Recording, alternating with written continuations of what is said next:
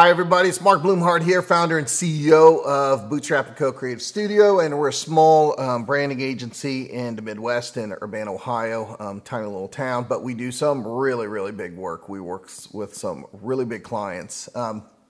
We take this episode, or actually this Hustle on Grid is for people that are looking to get into the creative industry and people who are in the creative industry and wondering how to realize a full potential to their career. So this episode is for you. If you have any topics you want us to cover, anything that you're struggling with, please reach out to us online and we'll address it, because look at me, I'm an old guy and been there, done it, worked with some of the biggest agencies in the world, worked with some unbelievable talent, and that experience is for you, and hopefully, you can go much further quicker than I did in my career. So this is for you. Today we've got a really interesting episode, and we're going to be talking about the 5 ways to accept or handle criticism. And if you're in a creative industry, that is probably one of the most difficult things you can do, is to just simply accept criticism. Criticism comes to you all day long. If you don't know what I'm talking about, there's a good chance that you haven't been in the creative industry. So this episode is for you. And so I wrote down a couple different things. I've got 5 tips on how to handle criticism. I know for myself, for example, I always like to start off a little bit of running start with myself, is that I was a sculptor just covered in stone dust, and my wife got pregnant and I had to get a real job. So I started working with a company, one of the largest branding companies in the world. It was called Interbrand. Just kind of walked into there and I could draw really well. So they hired me, and I was just I felt, looking back, completely unprepared for what was coming down the line. I worked with Fortune 500 companies, some of the biggest household names that you can find, and it took me a little bit until I really drank the Kool-Aid, if you will, but really became passionate about branding, and to be honest with you, really struggled to find my way, really struggled to find my voice, find out how I was to contribute to this industry, and part of that was accepting criticism. So here we go, 5 different ways, or 5 ways to accept criticism. So first of all, center yourself. So it is really important when somebody comes to you and says, I don't really like this, or maybe you should think about that. Whoever it is, you've got to immediately recognize that you're getting criticism and do whatever you can to center yourself. So what I mean by center yourself is don't get too emotional about it, because if you get too emotional about it, then everything just completely falls apart. The way you center yourself is you just focus on your breathing for a second. To be perfectly honest again, when somebody comes at me, I don't care who it is, I can feel this pressure coming up. And I got to tell myself faster, okay, Mark, center yourself. And I focus on my breaths. And I can focus on my breaths, 1 or 2 breaths, and I've got myself centered.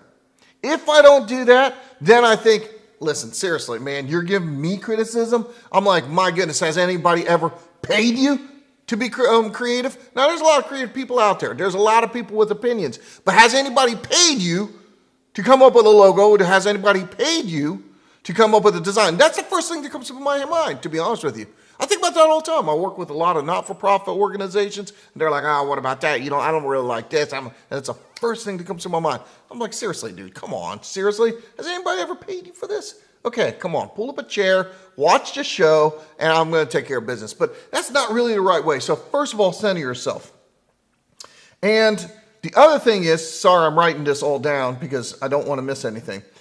Focus on not being defensive, because you could sit there and focus on the battle and you'll lose the war.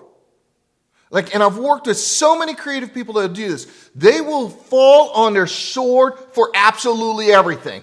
So as soon as you say, well, I don't know, what about that? My goodness, right away they've got the complete battlefront and they're ready to fall on their sword. And they don't listen. So they're being defensive, and what happens is they lose the war. And what I mean the war is culturally, they lose respect. Because if I was as big and bad as I thought I was, I'd be able to accept it. I'd rise above it all.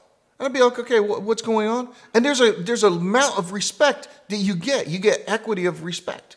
So if you're a creative and you're just wondering, like, well, nobody really takes me serious, I don't have respect, then think about yourself. Are you open to criticism? Or are you defensive? And do you fall on your sword for absolutely everything? I mean, come on, people. Nobody's right all the time. So stop it. First of all, center yourself. Second, ask where that pain is coming from. Okay? There's a lot of different sources. When somebody criticizes my work, there's a couple different sources where that pain actually comes from. One is probably, like I missed it. And I'm like, oh man, it's that pain of almost embarrassment that I didn't live up to what I consider myself to be the standard. So I'm like, oh my goodness, I missed that. I'm like, wow. Okay, cool. Well, you know what the problem is? Like, give yourself a break. You missed it because you studied it too hard. You're too close. So you didn't see the forest because of the trees. And when we started Bootstrap, I started in my house. I couldn't get a job, right? So I started in my house, and I'd be working on these logos. And then my wife, Bethany, would be in school, and I'd be working on this logo and taking care of the kids and doing laundry and blah, blah, blah. I had, running the whole show, if you will. I was basically a single dad, right? And then I'd be working on a logo, and many times I would work on these logos or website far into the night. So here I was, completely buried into this thing, and I knew without a shadow of a doubt that the only way I'd be successful is if I would ask my wife, Bethany, if she would just give me her thoughts on that. And that's how I'd say it. I'd center myself. I'd say, all right, babes. I'm like, can you give me your thoughts on this logo or give me thoughts on this website? And she would come over my shoulder. Here, she's been in school this whole time. I've been slaving away at this design. And more times than not, she would just rip it apart. And it was like somebody poured vats of fire over me. And I would sit there, and it would be all I could do not to completely center myself. But it had to be done because I knew she's brilliant, right? And she's got this incredible sense of style. So I knew that most of the time she could sit there and she could criticize it and she was right. Now, here's how I center myself. I would sit there working, and I'm like, I would forgive myself because I knew I could do the work. And I also knew that it wasn't like I was wrong and she was right. The advantage for her was that she didn't see the forest because of the trees, right? She could just fly in from a 30,000 foot level, look at it, criticize it, and say, I don't know. Are you sure you want to do that? I don't know. And then if I could center myself and make the adjustments that she suggested, we almost always had a better product. So in order to advance in your career, you've got to learn to accept criticism. And so the first thing is, when I'm sitting there and it's just this fire pouring over me, many times I'm sitting there and I realize I acknowledge that pain and I understand that pain is coming because I really thought I had it. Like I worked really, really hard and I just kind of missed it. She's right. Most of the time she was right? So it was that pain of missing it professionally. And I think that there's a second type of pain too. And you've got to recognize this because I think this is more deadly. It's the pain of your ego. You're like, come on. It's the same voice that I was talking about earlier. You're like, seriously? Has anybody ever paid you to come up with a logo? Has anybody ever paid you to come up with environmental design? Didn't think so. But that voice comes from the ego. And it's like, you know what? It's extremely dangerous and it's very detrimental to your relationships. So you need these people around you. And can you imagine if every time Bethany came in and she would say, well, I don't know, why would you do that? And I would just kind of bite her head off going like, seriously? I've been doing this all day and you've been gone and now you come in and just completely crap all over my design. Like, how do you think that she's going to process that? It can only happen once or twice before she's like, you know what, you're on your own there, buddy. Like, good luck. Every time I come in here, I try to give you my best criticism and you totally get defensive. I would shut her down just that fast. And it was imperative that I had a second eyes. I didn't have a team. So think about that. There's only two ways that you feel the pain, I think. One is kind of the embarrassment, and rightfully so. It's kind of a professional embarrassment that you're like, oh, missed that. Give yourself some slack, right? Let yourself just relax. You've been working on it all day or all week or whatever it is. And of course you're going to miss some things. Of course you're not going to see the forest because of the trees. The second type of pain, again, is the ego. And that's far more dangerous. You've got to accept that and acknowledge that as well.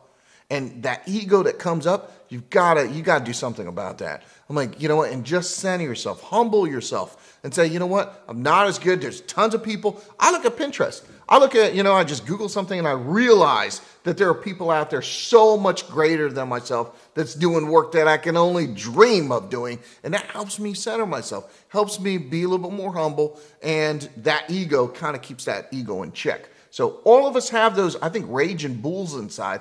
And that's why we're into creative. We think we're good. And there's that ego. So watch over that. Watch for that ego. It's extremely dangerous. Third thing, I say get on the balcony. So what does that mean? Let's say you have a dance floor, right? Everybody's sitting there dancing, and when you're talking and somebody's giving you criticism, it's so easy to stay on the dance floor, just where it's at. If you kind of picture yourself, and this is a life work, picture yourself removing yourself from that conversation, and instead of being on a dance floor where all the action is and a lot of movement, a lot of confusion, go up on the balcony and look down. Think about it. It takes an extremely high form of intelligence to do that. To look at yourself and the situation in a third party. And what you're looking for is how you're reacting, how you're speaking through the space to the other person. And how that person is speaking and communicating through that space to you. It is unbelievably difficult and it's very challenging. And I think one of the greatest examples of that ever is Obama. You think Obama, I'm not talking about a political statement here, but watch Obama give a speech. And he will give a speech and he'll pause and he'll look sideways and he'll say something like, all people, we need to be unified. And he'll kind of look sideways. What he's doing, I swear to you, is what he's doing is removing himself from that situation and looking to himself and the crowd or whomever he's speaking to and trying to figure out, is he communicating in a good way? Like, is he making a point?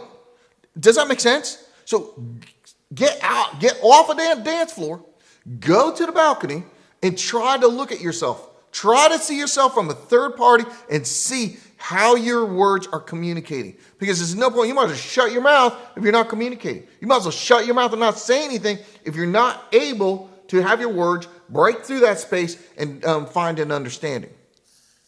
This is complex stuff. And there's a lot of people that spend their entire life. Most people don't even hear of a concept like that.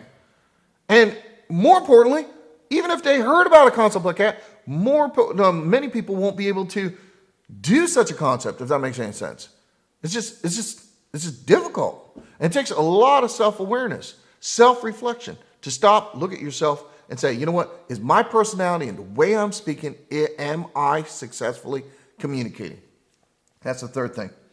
Fourth thing is, if you're up there, simply ask for clarification. So many times you can have a miscommunication in just sheer English, let's say. So, for example, if I said, hey, Obi, who's the camera guy, right? So, hey, Obi, can you get me that video ASAP? Yeah, we say that all the time.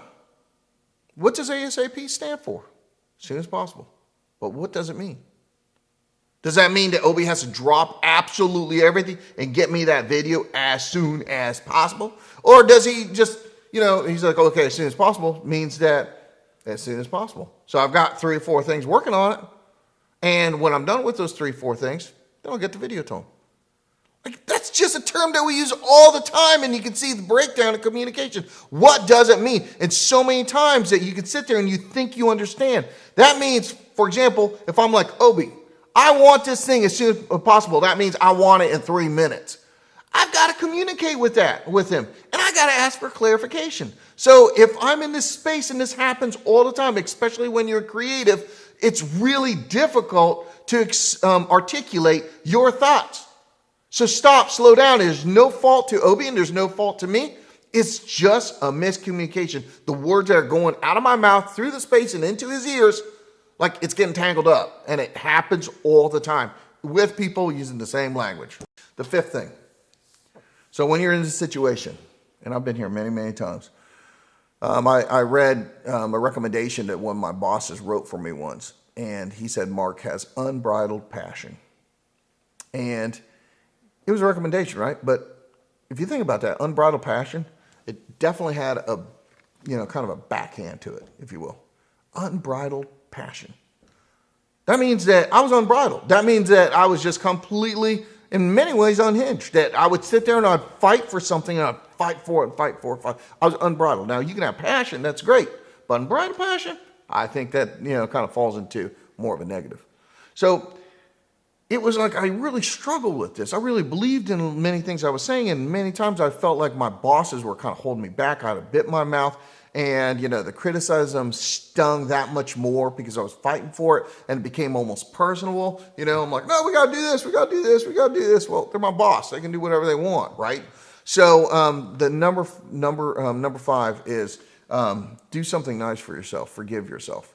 So let's say you're working on something. And it stings. It really stings. And you got to center yourself. And there's 2 parts to center yourself. Center yourself during the conversation. But then also, I think it's really critical that you just do something good as soon as you can, to be honest with you.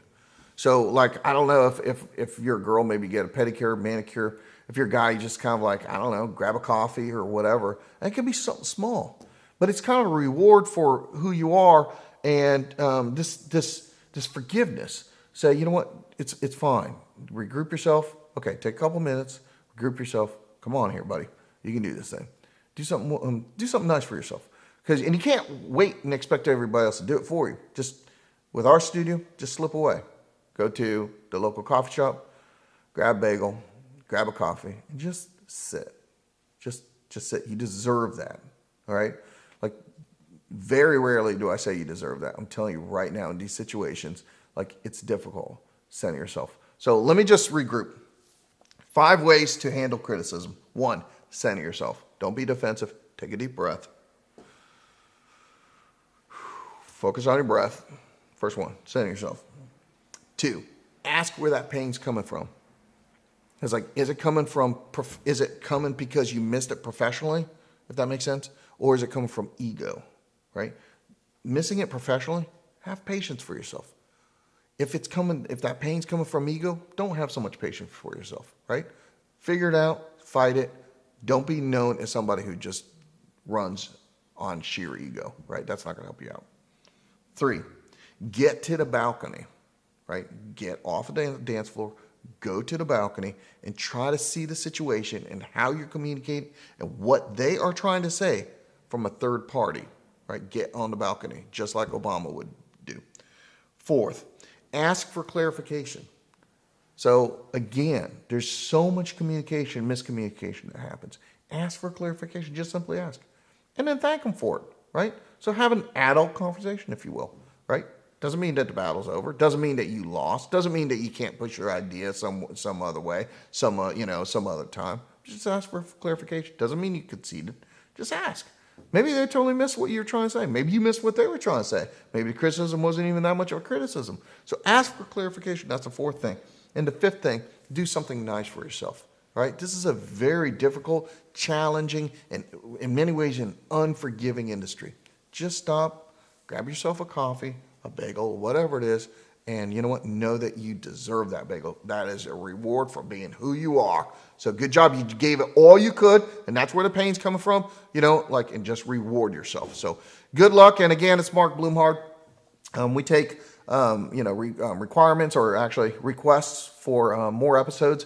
And if there's anything that you're kind of struggling with, if you want to hear an old guy in the industry talk about something, then drop us a line and let's see what happens. So best of luck.